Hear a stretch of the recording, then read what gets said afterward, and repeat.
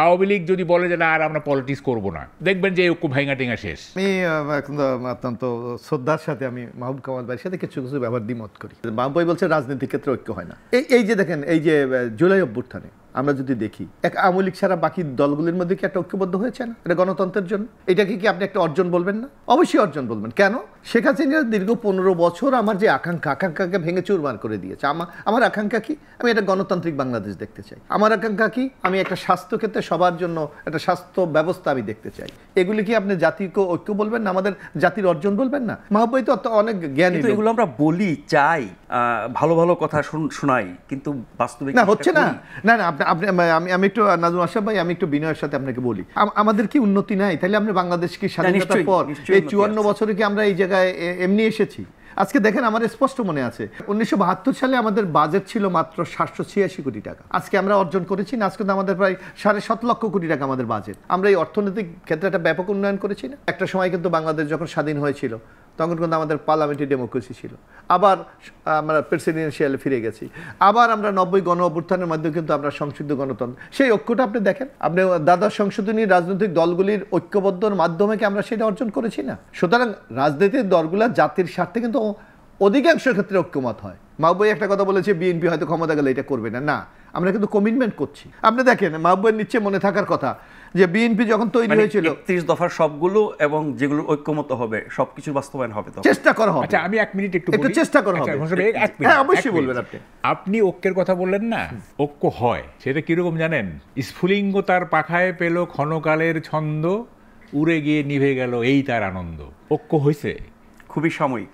5ই August ঐক্য হয়েছে, এরশাদ পতনের আগে ঐক্য হয়েছে, ঠিক আছে, কিন্তু 3 জোটের রূপরেখা যেটার ভিত্তিতে ঐক্য হলো, ক্ষমতা বিএনপি গভর্নমেন্ট ফর্ম করার সাথে সাথে তো আমি একটু বলি, শেষ করে দিই। ঐক্যটা কখন হয়েছে? প্রেসিডেন্সিয়াল ফর্ম থেকে পার্লামেন্টারি ফর্মে আসার ওই ব্যাপারে ঐক্য হয়েছে। এরপর থেকে 3 জোটের রূপরেখা একেবারেই ইনঅ্যাক্টিভ হয়ে গেছে। না, ইনঅ্যাক্টিভ কেন হলো? আচ্ছা, বলতেছি, আপনাকে সেটা তো মূল্যায়ন করতে হবে। না, আমি একটু বলি, এই যে ঐক্য যেটা হয়, হ্যাঁ, এটা খুবই সাময়িক। পার্মানেন্ট ঐক্য বলতে কিছু নেই। যেমন ধরেন পার্মানেন্ট ঐক্য তো হয় না, একটা জিনিস বলি, যেসব বিষয়ে ঐক্য হবে সেটার বাস্তবায়ন হতে হবে। একটু কমিটমেন্টের ব্যাপারটা একটু বলি, একটু কমিটমেন্টের ব্যাপারে বলি।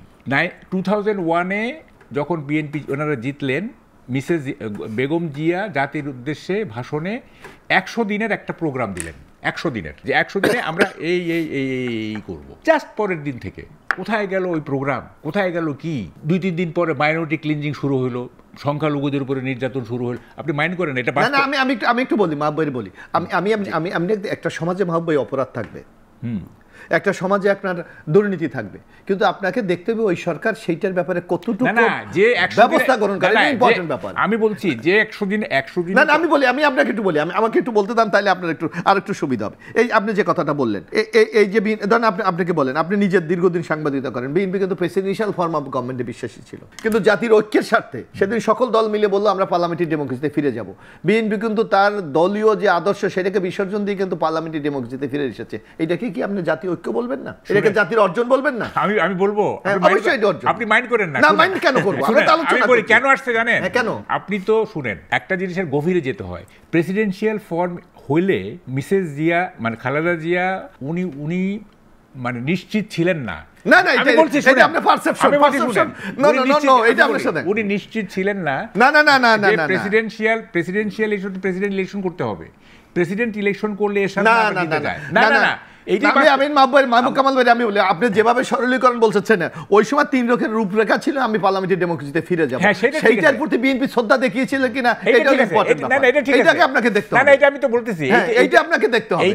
আপনি ঢালাও ভাবে যদি বলেন, না, 3 জনের রূপরেখার এই পয়েন্টটাতে আপনারা বিশ্বস্ত ছিলেন, দ্যাট আই এগ্রি।